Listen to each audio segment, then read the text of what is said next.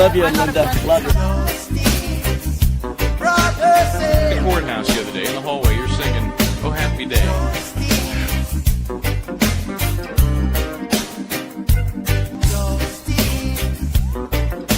One word prayer.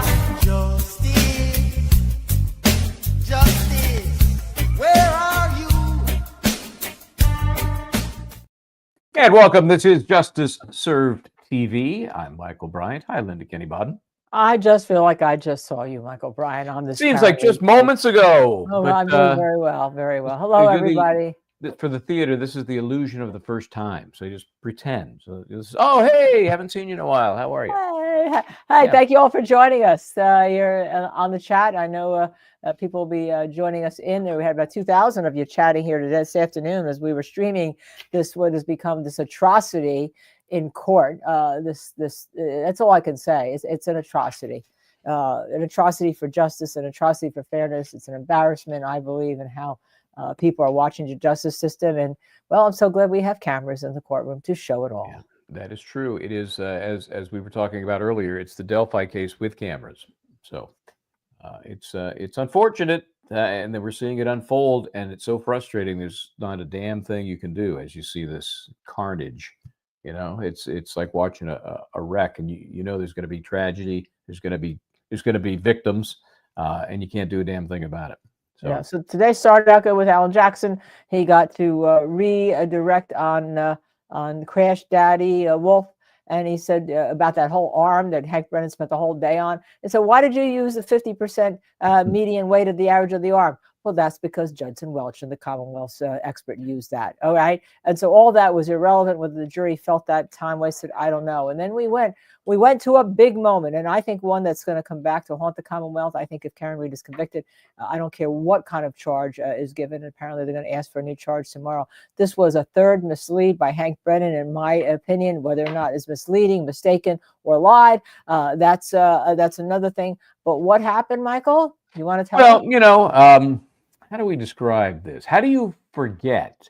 How do you make a mistake that a key piece of evidence, in this case, John O'Keefe's sweatshirt, has had samples removed from the back of it to the point that you've forgotten that and showed it to a witness, Dr. Wolfe, and suggested through your questioning to Dr. Wolfe that those were holes made somehow by what happened the night of January 29, 2022. How does that happen? Yeah, no, it didn't. There's no way. It So- didn't, especially since he was going to tell the judge about the DNA people, including one of them, Hartnett, who made the holes, who's coming on in his rebuttal case. Okay, it's as simple as that. So the DNA, we thought the DNA was bad. I mean, that was bad. This is unbelievable. This is so obviously intentional, but the judge didn't see it that way. The motion for mistrial denied, even though Alessi, as I think we're about to see here, made an amazing argument.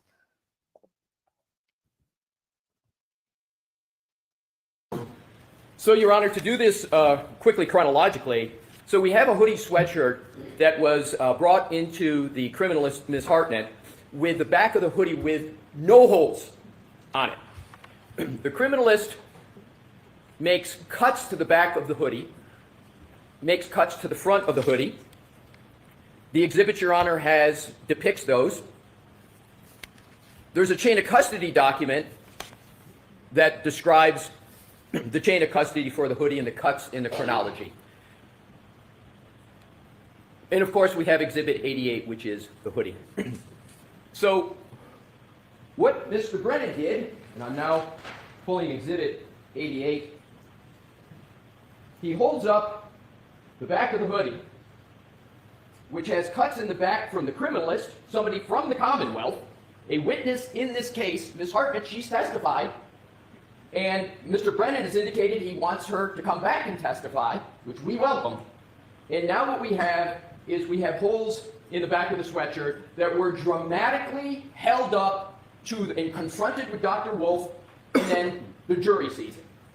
With the clear, unmistakable, purposeful intention of having the jury conclude that these holes could have come from events on January 29th of 2022, when in fact the Commonwealth well knows from its own documents, from its own criminalist, that those holes in the back were caused by their criminalist as part of their examination and sampling of the hoodie.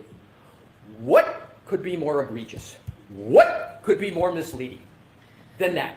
And what could be more important for a context than the alleged collision that never occurred? That's the topic before some of the most significant and probative witnesses in this trial that the Commonwealth has been attacking from the jump of pretrial. They picked the most opportune, sensitive time to pull this stuff. This is intentional. This is irremediable. This is on the key issue of this case, whether there was any collision at all. On its own, Your Honor, on its own, this is a mistrial with prejudice. But I add to that what just happened, and I'm not going to repeat or go into other than to reference. This comes on just mere days after the Commonwealth raised the specter of absence of DNA on the same hoodie sweatshirt without having the criminalist, Ms. Kuhn from UC Davis come in. I know Your Honor already ruled on that. Right, so let's move along from right, that. that's what, and I'm going to come back to this. Why is this occurring, Your Honor? Why is this happening? The Commonwealth has no case.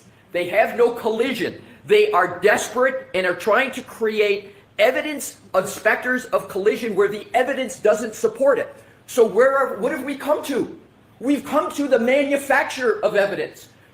We've come to, incredibly, taking a hoodie, a key piece of evidence in this case, and holding up to Dr. Wolfe, the ARCA expert, to try to make it seem like Dr. Wolfe didn't do his job. You didn't account for these holes. How could you be a credible accident reconstructionist when you talk about some holes, but you don't talk about these holes?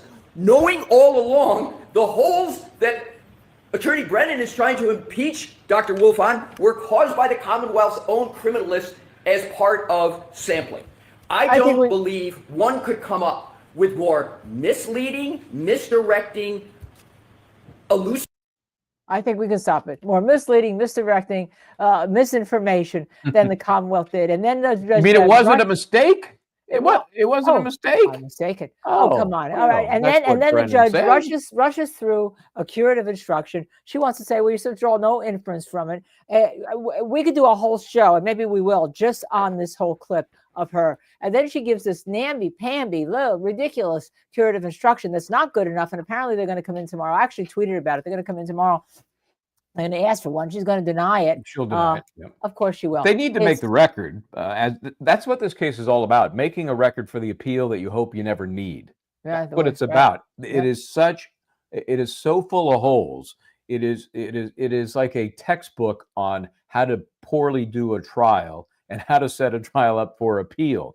But nobody wants that. Nobody wants to get to that if you're on the defense side. You just want a fair shot going in. And they're not getting it. And then the criminalists, when they make their holes, they do cuts. They're like a triangle. You know, this may be a little bit bigger, but they do try. You can't mistake a criminalist. And then they usually put a little arrow to it, a little red arrow or something. And then, of course, they have their bench notes, which they draw what they have done and where they have taken their cuts, okay? Just so everything is very clear. There's no way. Let me just fly that away, you know, if I could. It crashed. It crash landed. Michael, I still am surprised that Dr. Wolfe didn't look at that and go, "What the hell are you talking about? Those are triangles. Those are triangle shapes. You know, how would those be caused by anything?" That would have called Brennan out on the spot. That would have been amazing. I think what is he pulled it out. He just like said it, and it was this kind of rumpled up in his hand or something. Yeah, and so whatever it is, Stephanie, who's a member, Evanson for 1 month. This is so unfair. It's outrageous. Blessed in Texas says. Question. I thought I heard another attorney say they thought no other judge would have granted mistrial requests today. Well, it's possible, but they would have gotten a better curative instruction. That's for sure. No doubt about that. Would this in a normal, unbiased courtroom, would this trial be over? Well, I'll tell you what, I think it really should. I think that's not a mistake. I think there should be a hearing. There should have been a hearing on when Hank Brennan knew, what he knew, and when he knew it. And that's another issue that could be appealed. I don't think she should have just pushed it off as well as she did. Okay, here's somebody, and I'll tell you right now, I'm going to unblock you right now. I believe in redemption. Thank you for your apology. I'm going to go to Twitter right now. However, the one thing I do protect more than anything is my family. And so as soon as I can find you on Twitter X, let's see what it says. I found you, blocked, unblock. You are unblocked, okay? Because I believe in redemption. Beautiful, messy ball. Thank you for your apology. I appreciate it. Sometimes we all have our moments, so there you go.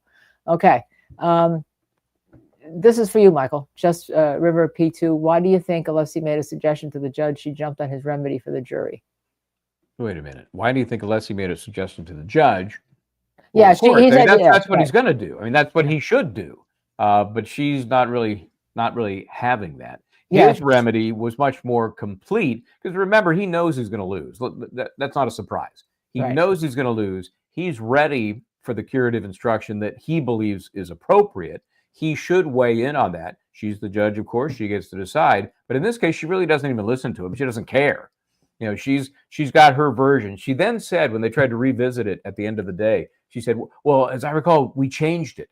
Well, because she wanted to use the word draw inference, right? And he said no. Right. And so he got her to drop that word, but not exactly what I'd call a change of any real significance. It was worthy, good thing to do. Didn't make it any better, really, any stronger than it should have been. So unless he did the right thing, and she slapped him down. And so I'm assuming that tomorrow they're going to come back with a stronger worded corrective instruction or message for the jury, and then she's going to say deny. No. All right, so now let's look at the next big thing because we have Priya Banerjee coming on, the doctor, forensic pathologist, board certified. That was the minimization of Dr. Laposata. Wouldn't let her testify to anything. Wouldn't let her testify to hypothermia. Wouldn't let her testify as a dog on dog bites. Wouldn't let her testify on the car. Wouldn't let her testify to anything. Has cut her off at the knees, saying that she's not qualified. Okay, this one hits me home because it'd be like saying my husband's not qualified. It's so effing ridiculous. And I'm being good. I'm being good because we have a 16-year-old on the chat. Good. I don't have to bleep you. I just bleeped out a tape we're going to hear later. So I don't have to bleep you. So let's listen to a little bit, and then we'll go right to Priya, who is waiting for us. She's actually testifying on a case right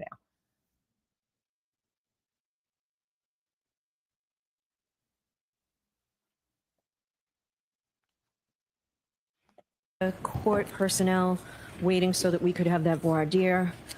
It was helpful. All right, so she's so my rulings are very similar that they were this morning. So first of all, on the Darbert analysis regarding Dr. Laposata being able to testify as to the dog bite wounds, I find that she is not qualified. I'm not satisfied that the Darbert requirements have been made.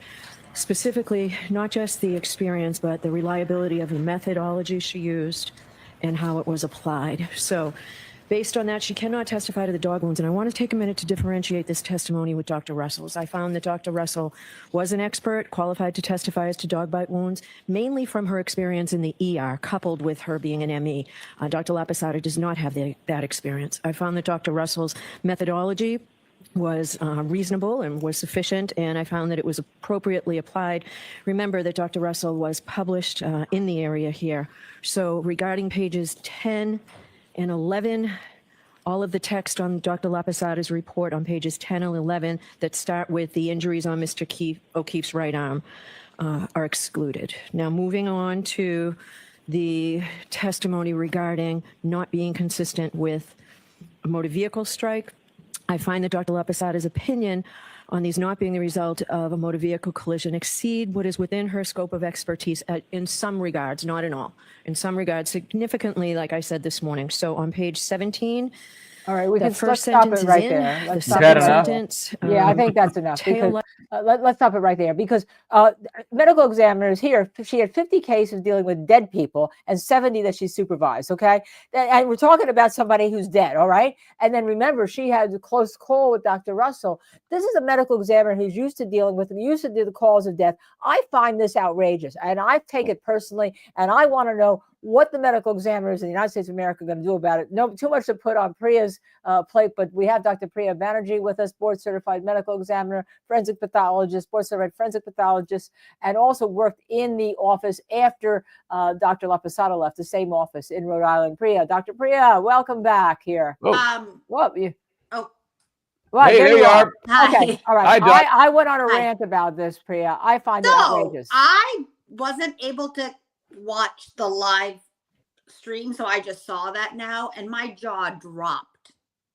I'm offended. I'm in disbelief. I don't know who else is qualified. Maybe I'm biased because I am an ME. I have no association with this case, but I'm seeing fatal dog bites, and actually not as many. I mean, I was surprised Dr. Laposata's handled that many. I mean, they're luckily rare. Priya, she testified in a case in federal court as an expert. Right. So I've handled ones with insurance claims. So they hired me just for wound interpretation. It wasn't to the arm, it was to the leg, but it was still a dog bite. Okay. And I mean, not only professionally, but personally, I have owned German Shepherds. I love German Shepherds. I have large dogs now that I don't know if Pearl is a Husky or a Shepherd mix because she's a rescue, but big teeth. Not that she bites, but there's papers on it. So I have personal experience looking at teeth every day of my dog and having cases, and I'm not trying to make light of it. I'm just so blown away. She won't let her testify about that. She won't let her testify about hypothermia, and she won't let her testify about a collision with the car. So it's like she can't testify on a pedestrian accident, which is, we all see hundreds of those. It's awful. Like, they're actually some of my least favorite cases because they're so tragic. There's so many injuries.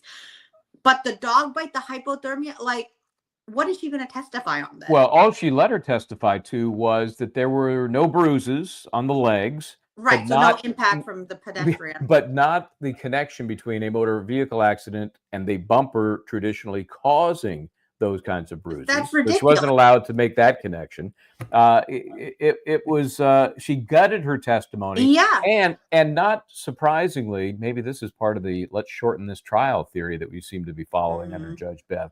Now you don't really need Dr. Crosby, and the prosecution has said, no, we're not going to bring him in. Well, what do they need him for now? Because they've killed both witnesses that were going to connect the dog bite wounds to the arm. I'm not a lawyer, Linda. This is where I throw it back to you. But from my, work with trials and lawyers, and I do some post-conviction relief work, appeal work. This seems like it's opening the door for being appealed. Oh, yeah. Oh, yeah. And the other thing she wouldn't let is they had a private investigator who the present homeowner let take a picture of a step going into the garage. And Dr. Laposata was going to say that the back wound had the imprints of the telltale signs of hitting that step on that. So she wouldn't let the picture in, and she wouldn't let her make that connection because she said, because she's not a biomechanical engineer. Can you imagine this? This is a problem because I was in court with Judge Cannone on the case before Karen Read started. So I'm just shocked that, and I don't know if this is the nature of this case versus other, who knows what's going through her mind. She's a judge. She rules the courtroom. But in my personal experience, I've never been limited in this way. I don't know about Dr. Bott, and I would be very curious to hear. Oh, I know. I can't wait. I want to talk to him about that. Because let me know, because as you know, I respect him incredibly, and I feel like, well, he has more experience than me. I want to learn what he says. How come? Well, here's what I think as a witness, because I know he's been to Daubert hearings, but normally it's happened beforehand, and then you have certifications, and you have witnesses that come in, other forensic pathologists that come in to say the methodology is this. They give certifications and all. This was like on the spur of the moment. Hank Brennan said, "I want to limit the testimony," and she says, "I need a voir dire." And so instead of doing a voir dire just on what she's going to testify, she does a voir dire on methodology and reliability. She's the only, I can hear my husband in my head. We're the only people who deal with wounds on dead people. Right, okay. That's right. And when you even have bones, right? You know when there's a claw or animal mark, you're allowed to That's it. testify. That's it. Right? You're the ones who deal with this stuff. That's It's not right. it's not the biomechanical. I'm They're out of actually their, giving they're out of their, like big lecture in Atlanta to police on blunt force head trauma in a few weeks. You know, if you can't tell me what, you know, a forward backward fall with the laceration, coup contra coup, and the like the dynamics of that, you don't need a biomechanical engineer for that. You need a forensic pathologist. At least that's my take on it. I've taught this, I've testified to it. God knows how many autopsies I've done on it, and I'm literally talking off the cuff because I'm so rattled by this decision. I think it's actually quite dangerous. I mean, Massachusetts, it's my neighboring state. I sometimes am called or often called as an expert. I would hate to go through it to this extent. And at this stage, you know, it sounds like her report was very there on page 10, 11, whatever. I mean, it's a long report. To be that limited, you know, the only time I've ever been limited, I've gone through multiple Daubert hearings, and it was fair, is I couldn't testify to how to diagnose a concussion. Cool. I never said I was going to diagnose a concussion because that's an ER doc's job, you know, but I could say that we could talk about the head injuries or predicted head injuries if something were to occur, right? If someone were to be struck this way and fell or had a blunt force head trauma, you know, what I think could result. And so, like, that's, again, getting into forensic pathology, dynamics of the skull and the brain, which is completely our territory. Dr. Banerjee, Yeah. let me ask you this. And she did get to testify about the contra coup injury as a type and what it means, the mechanics, but not really apply any of that to what may have happened in this case. Right. So you're in front of Judge Cannone. Try to divorce yourself from what we see going on here. What were your impressions of the process? That was a hard case. And I thought she was much fairer. I mean, in that matter, you know, where the Emmy's decision, this was Penelope McGee's case. That was homicide by heart attack. So, you know, that gets into a gray area. Honestly, then you really have to get into methodology and application of the literature, because there are guidelines and what, you know, how those apply, the methodology of how you get to homicide versus accident. You know, those are very controversial cases. And so, and I can talk about this also because I have permission from Miss McGee to talk about the case. She was found not guilty, but so I don't usually talk openly about associations and cases I've worked on, but just to take that into account, like, it was a very different flow and vibe in the courtroom. And I guess nothing is as controversial as Karen Read. My case was not anywhere near that. I mean, it was controversial to us, right? We were very invested in it. I was on the defense, and I did not believe it was the correct decision. So, and that was my conclusion throughout. But I wasn't limited, you know, it was just we had expert, you know, differing opinions, and went from there. The judge did not preclude, and there was application of literature, whatnot, but this just seems like I agree that dog bites are part and parcel of what we do.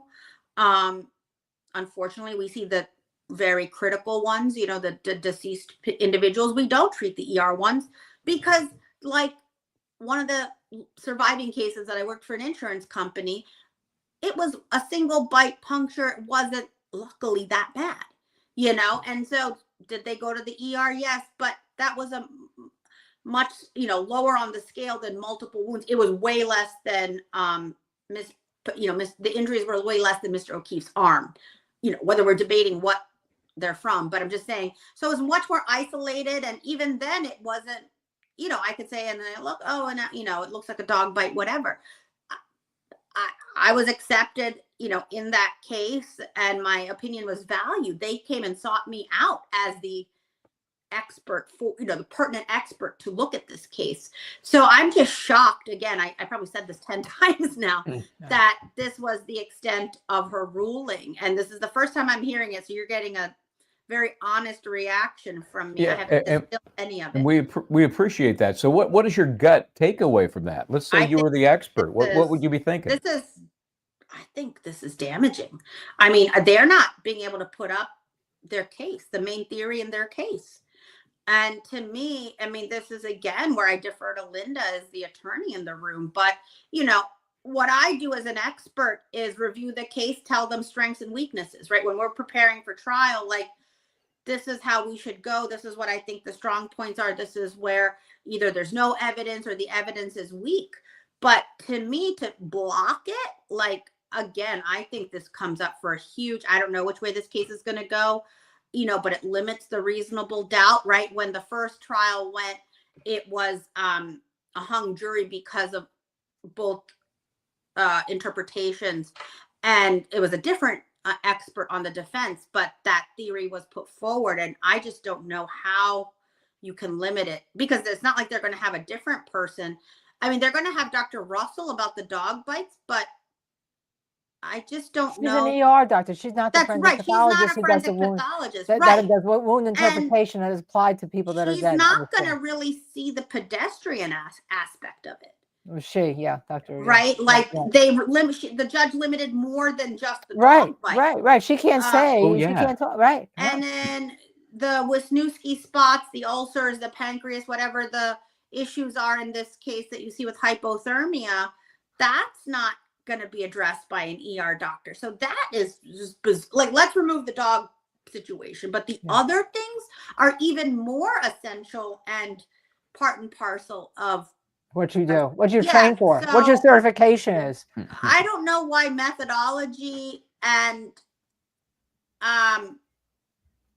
I don't know what more she wants. I think pattern recognition. Well, I is don't know that essential. I don't know that anything she was told in terms of qualifications would have mattered. That's where I am on it. If you're going to if your I plan see. is just to reject her testimony because it helps the defense, then it doesn't really matter. I mean, you know, Yeah. we get frustrated because we see what seems to be, you know, in our legal experience, qualifications that allow somebody to testify on a given subject. It makes perfect sense to us. So we can't reconcile how somebody who's wearing the robe, who's supposed to be making those decisions fairly, Sure. doesn't do that, even though we Sure. continue to see it in this case time and time and time again. And so Priya, this is a very telling comment. Melissa Hamilton, in the first trial, biomechanical engineer wasn't allowed to testify about causation. In this trial, the ME can't testify about who can. What the hell is with the judge? Gosh, right.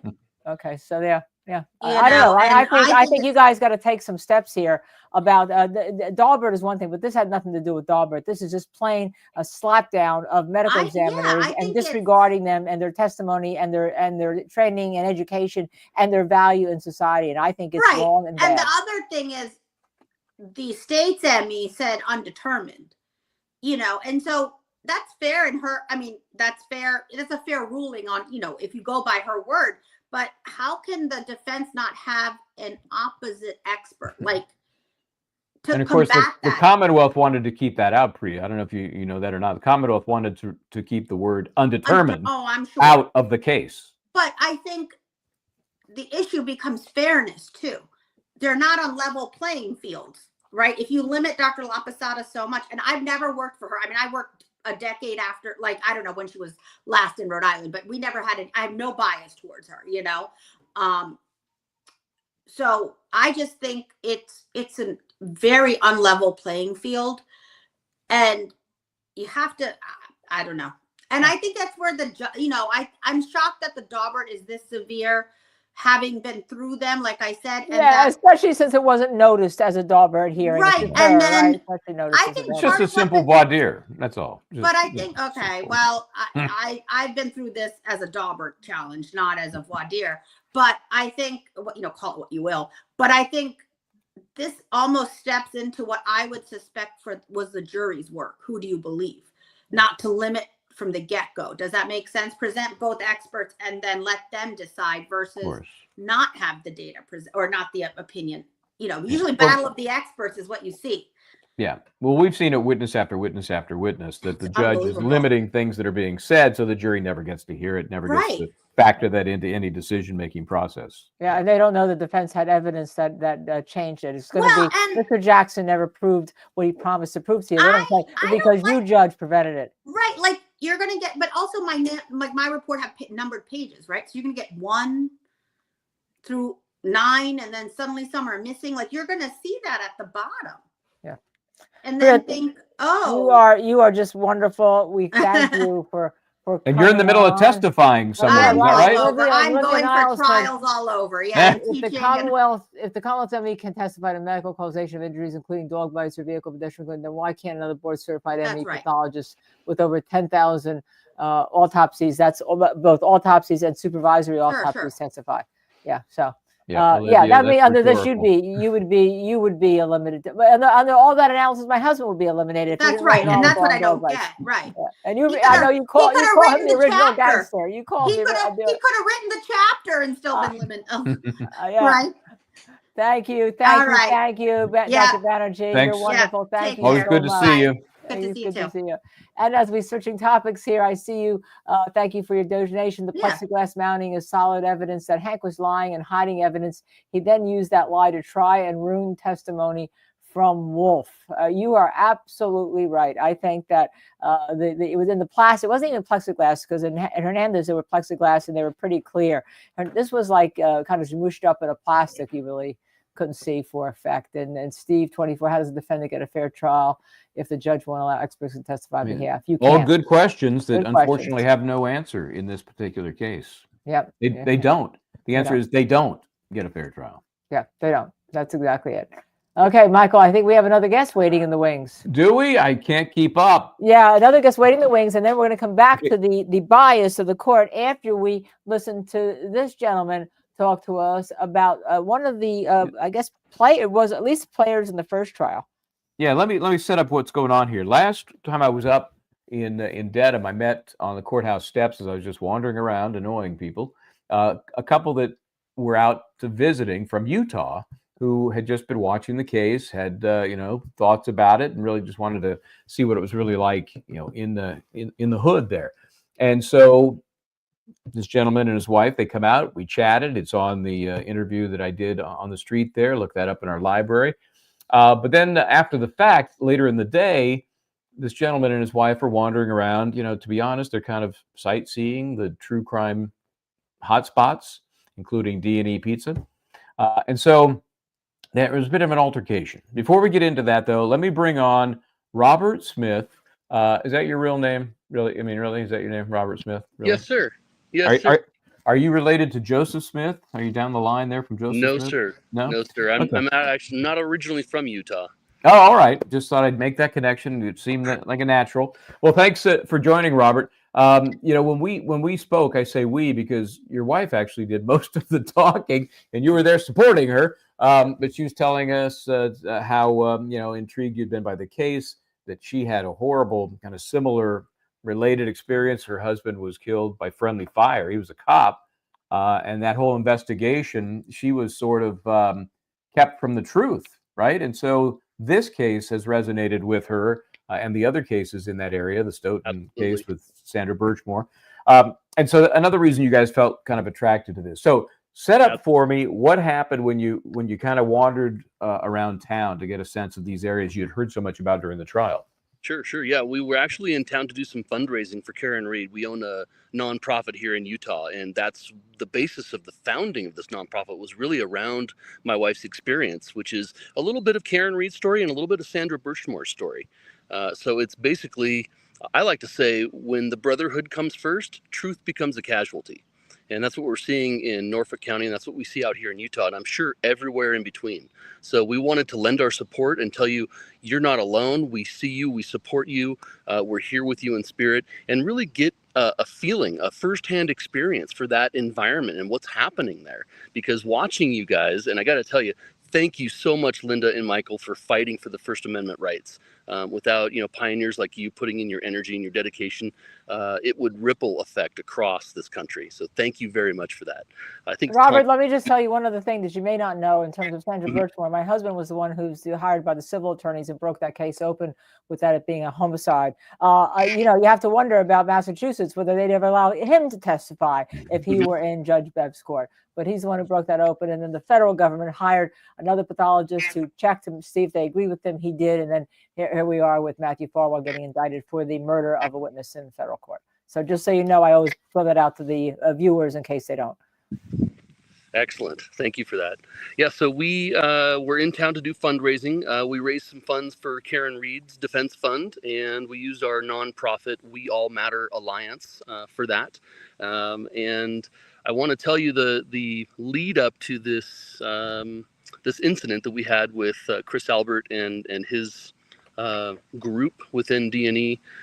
We were touring around Canton, seeing the sites, understanding, where these locations lie within relation to each other. It's very different when you're there in person, very visceral. So we were at CF McCarthy's. Many people told us they have great food. We were eating there. The group that I was with, the women, there was one gal who walked in, a British gal that we had met at the courthouse, became friends with. She walked in visibly shaken. She had some encounter with Colin out on the sidewalk, and she was so glad to see a friendly faces. So I stepped outside to see what was happening, make sure there wasn't, some escalation occurring. And then I stepped back into CF McCarthy's, finished my meal. And by that point, the women had all transferred down the street.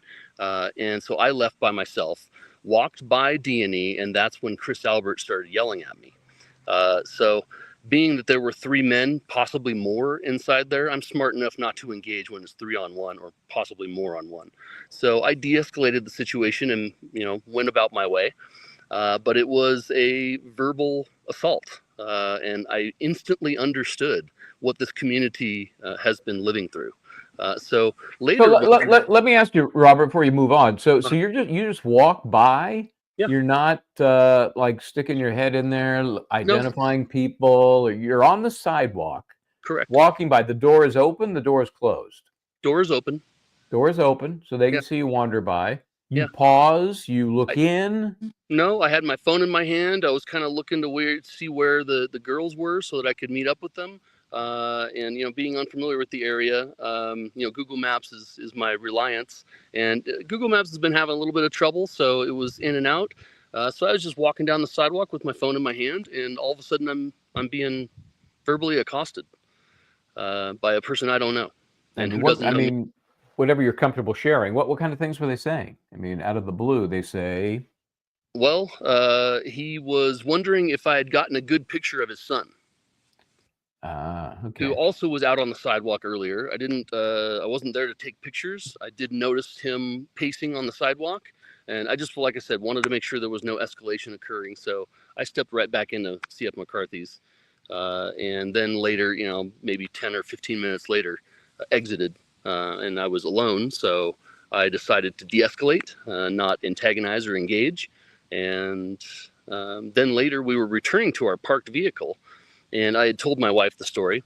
And I got a problem for you. My wife is, she's very direct. She witnessed her U.S. Marine Corps veteran husband get killed in front of her. She knew there were some mistruths. She's not afraid of anyone or anything. She's got a mouth like a sailor. She fits in on the East Coast much better than here in Utah, too. So she was determined to give Mr. Albert a warning that his behavior was unacceptable, that we weren't going to tolerate it, and that, kind of put him in his place, or, give him the what. And better than have you explain that. Let me see if I can pull that up here. And I have to tell you, I did spend some time with the editing because this is a family show here. There's some expletives, yes. There's 1 or 2. Let me see if I can find it. 1 or 2. There were 1 or 2. I'm sorry. Let me get she will stand up to a bully, and she believes in that.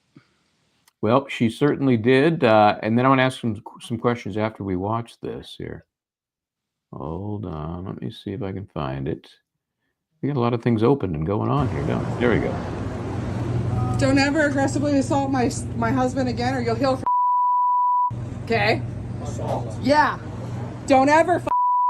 I know who you are, and you too. Don't ever do that again. You approached him and started aggressing him on the fucking bye, dude. I did. Yeah. Way to go. Show us the proof. We're from Utah. We're not from here, and you. So you get a good picture of my son? I never left. Are you? No, you're all sick. You're all sick, and you're and take your eternal death with you. Yeah, you are. Go ahead. Oh, a snapper turtle or something? You want to a woman? Snap a turtle? I don't know. And your mom has no divinity. You guys are proved everything right. Walked by your house, walked by, and you came out and aggressed us and assaulted us. We're not even from here.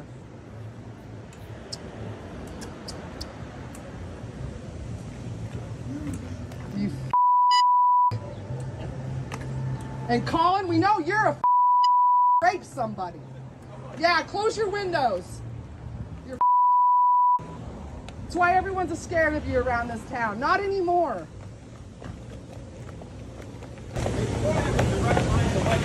Go ahead. Go ahead.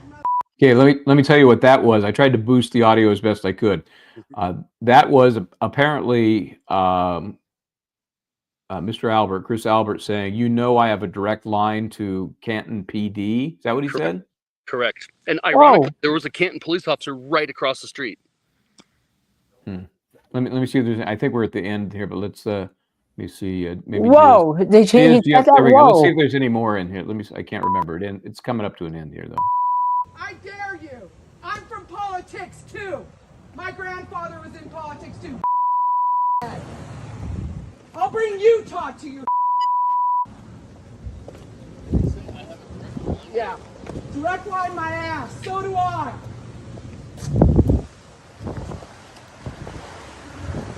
See, they close their windows. Wouldn't aggress me. Wouldn't even aggress me. Wouldn't even aggress me. You see that? Okay.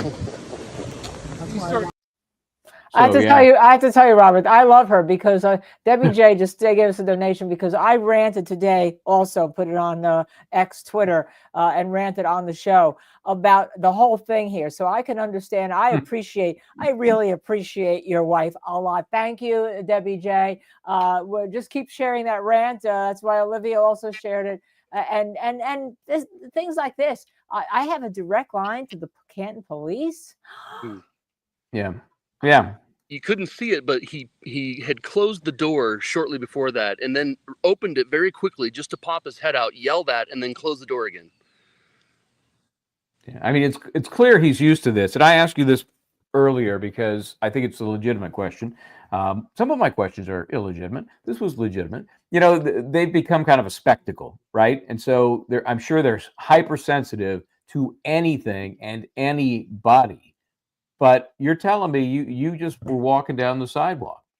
Yeah, I was walking down the sidewalk, minding my own business, had my cell phone in my hand, and apparently that's enough. But I'll tell you, history is unfolding in front of us, and these people are part of it. Well, and not a good part of it, I'll tell you that. If half of the things we see and hear, your story is not the first, obviously. I was followed. I can't attach a name or face to it, but clearly I was when I was doing one of my routes from 34 Fairview to One Meadows, in the 1232. There was certainly somebody very concerned that I was there. Let's remember it's in the morning, 1232. Yeah. Right. Yeah. Just me and one other car on the road. So, and we've heard other stories. We've heard about it. Obviously, Aiden Carney knows that territory pretty well himself, who's in trial today as a result of some of those activities. So, well, thanks to you and your wife. What's your wife's first name? Tanya. Tanya. Tanya is a tough bird, I'll tell you that. She is. Don't you love it? We had a lovely conversation. I never would have known. I'm more afraid of her than I am the Alberts at this point. So. Well, she certainly stands up for truth and justice, as she believes heartily in that. That's so great. I mean, I'm sorry about her first husband, but obviously she's found you, And give us the name of your charity, your organization again, please. It's called We All Matter Alliance. We All Matter Alliance. Does it have a website? Yes, We All Matter Alliance. All right, okay. We're an official 501c3 organization. Great. And we really focus on helping people with trauma. Okay, that's great. I know Missy is going to look it up as she's doing everything else here, and we will put it on our screen. What other, before you go, what else do you have to say to everybody out there? I got to say, please voice your spirit. I know that we're all out here from around the country, all over the country, and being there in person is a visceral experience. If you are on the fence about going, please go and be there and support Karen and what's happening in Norfolk County. And bless you all. Thank you, Thank Robert. you, sir. A pleasure. I appreciate you reaching out, sharing your story and that amazing video. And say hello very nicely to Tanya, would you? I will. Say hello, say hello in the same way I would say hello to. I'm a Jersey girl. I love it. Take care, bud. Thank you very much, Robert. Bye-bye. Yeah. So I after I had the conversation with her that I did, I was like, "This is the same woman." So don't get on Tanya's bad side.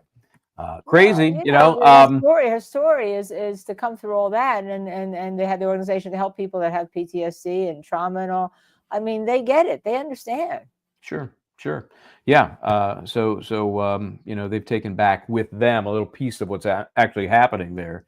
And hopefully that'll help their cause, which is to help others. So, okay. Yeah. What do you want to get into? We got a little time remaining. You want to get back into I'd like to show, by the way, just before we do anything, I just want to let you know there was some movement in the Weinstein case today. Two jurors are accusing other jurors of looking and discussing things that have no business to be in the courtroom. So maybe we'll be hearing some of that as we approach jury deliberation and closings here. But let's talk a little bit about how Karen Read felt about what Alan Jackson promised, and no one had made any motions and all, so it was in openings, right? That they were going to have Dr. Laposata. She was going to say that the imprint was from an imprint on a ridge surface, some kind of ridge surface. It wasn't a flat surface like the ground. She was going to talk about the hypothermia. She's not allowed to talk about any of that. We can talk about the bruises that would have been caused by a car accident. Right. Couldn't talk about that. Right. And then, of course, she couldn't talk about the dog bites being the cause of the arm injuries. Right. So but other than that, I mean, and Judge Beverly, Cannone allowing Hank Brennan to have the three misrepresentations we talked about. The first one was to say the defense didn't notify them about paying from ARCA. Remember, and he said, whoops, oh yeah, I'm sorry, Judge, I was mistaken. They did send in discovery. The second one was with Yannetti accused him of violating the gag order, giving an interview with Court TV, which when he had it, they took some footage and they ran it on Court TV from a previous trial. And now we come to this, ooh, I was mistaken, which now I don't think anyone believes after the third time, at least certainly not me today. I've given up. I started with the prosecution has to prove the case beyond a reasonable doubt. Now I don't care what the story is, because right now this is injustice going on in the courtroom. So why don't we hear about Karen Read and talk about it just a little more before we go out, because tomorrow, 8:50, the defense will be back at it and we'll see how they're going to attack it. Yeah. So this is her leaving court today, part of the scrum. I missed the scrum. But here's what it looked like today.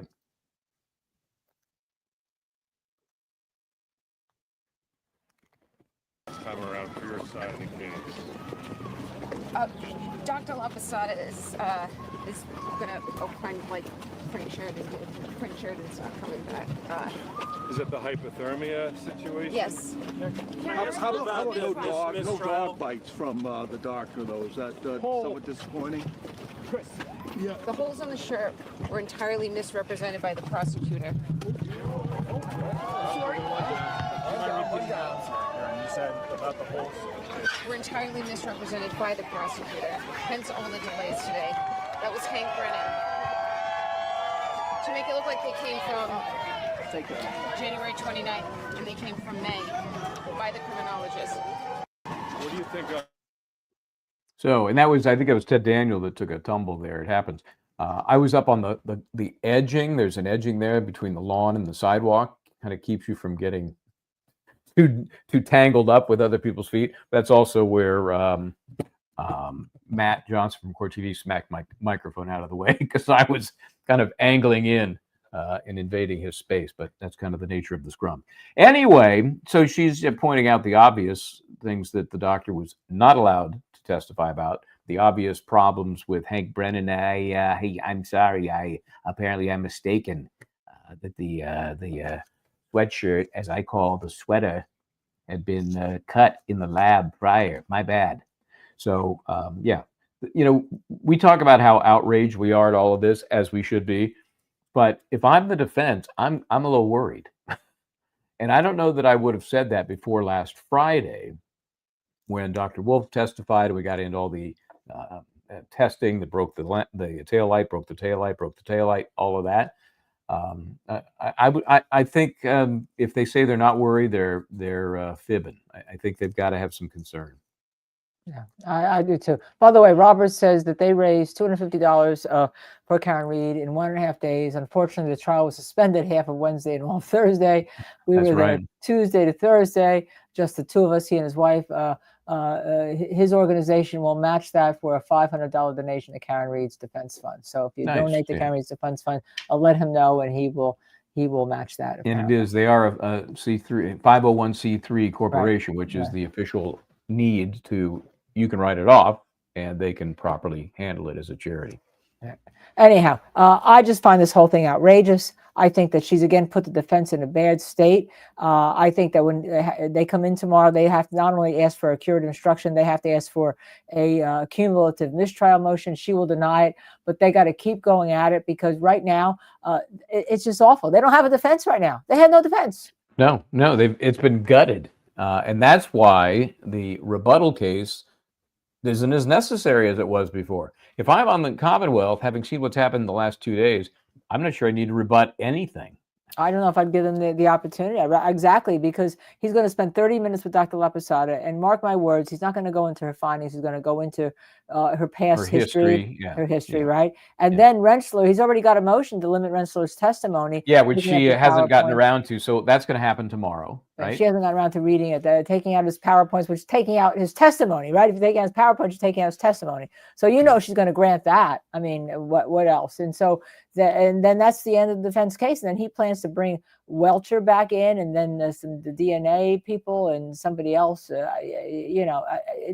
It's if I were him, I wouldn't even do anything. I could just maybe Welcher, and then maybe that's the best thing that can happen for the defense. They get to cross-examine Welcher. Yeah. Yep. And if I were the Commonwealth, I'd have second thoughts about even putting him back up there at this point. I don't know what you really get out of him that you haven't gotten by cutting out the defense case. I'm embarrassed for the state of law in the United States. I'm embarrassed for the state of law in Massachusetts. When we tried Aaron Hernandez, who had already been convicted of a murder with a double homicide and got not guilty, we got a pretty fair trial with the judge. And when we went at him because we had disagreements with him, he respected us, right? I remember one time he brought us aside where he said, "What did I do wrong? What did I do wrong?" Because he wanted to do the right thing, and all. So I'm embarrassed. I'm literally embarrassed that just 30 minutes away that this kind of thing is going on in the Commonwealth. I'm embarrassed to be a lawyer. I don't know what else. Yeah, it's not a proud day to be in the legal profession. It's just not. There's always going to be the rotten apples, but man, to be showcased like they are, it just makes everybody look bad. Lawyers don't necessarily have the best reputation anyway. They might here, and they might in true crime circles in general, but this is a bad look. It's a bad look. And I'm also, if my husband's a forensic pathologist, right? Yeah, he's getting trampled as well. Very hard. You can't testify as to what happens to the dead. They're the only person who can testify what happens to the dead body, right? That's their experience. If I don't write an article on a bicycle crash, does that not mean I can't testify as to what happens to a body? If I've seen if you follow her reasoning here, you would have to be a specialist ME in every kind of injury. That'd be a totally separate thing. I've written about it. Like I'm an ME.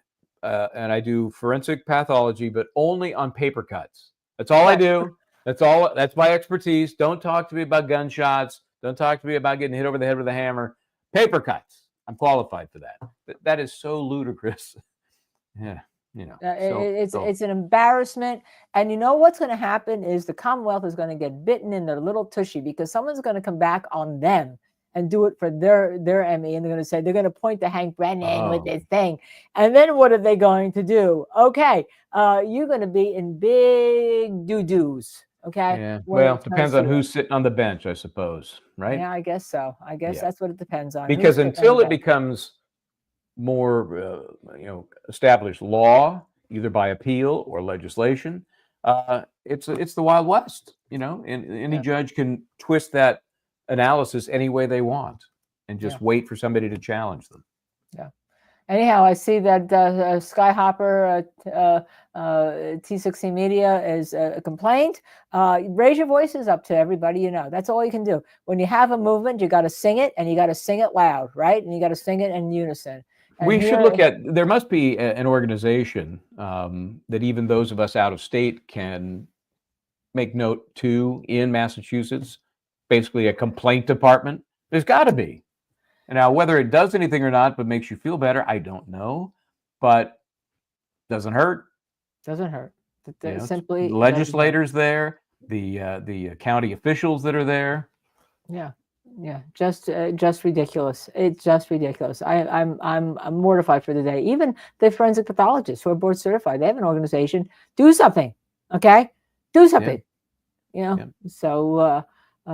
Because or else you ain't going to be around, because every judge will say you can't testify as to the cause and the manner of death. Okay. Unless we like it to help Unless we our like case. it. Yes. Right.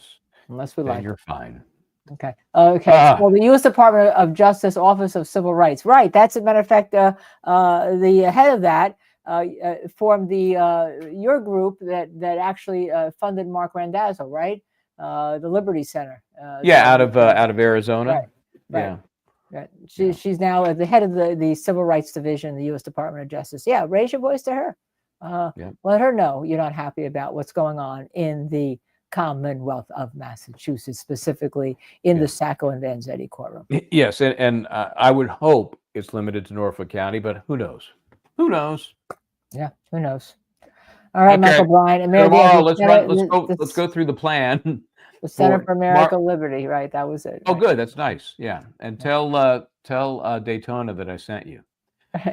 So for she's one of the liaisons for the press there. Does a fabulous job. So for the rest of the week, tomorrow's kind of a quote normal day, whatever that means these days, right? We're not going to take any breaks. We're going where jury's coming in later. We're going to get all this stuff beforehand. Let's go. No I've got a 3-day weekend plan. She says she had the nerve to say no objections and no sidebars tomorrow. No sidebars. I mean, that's so ridiculous. So if it were me, especially at this point, as the defense is starting to feel more and more railroaded every day, I would just say, fuck that. I'm going to, Judge, we need a sidebar. And I just make a big deal out of it right in front of the jury. Judge, we need a sidebar here. No, you can go ahead. No, Judge, we need a sidebar right now. I'm asking for a sidebar. Just do it. Yeah. You think you're not going to do it? Just the more she would tell me not to do it, the more I would do it.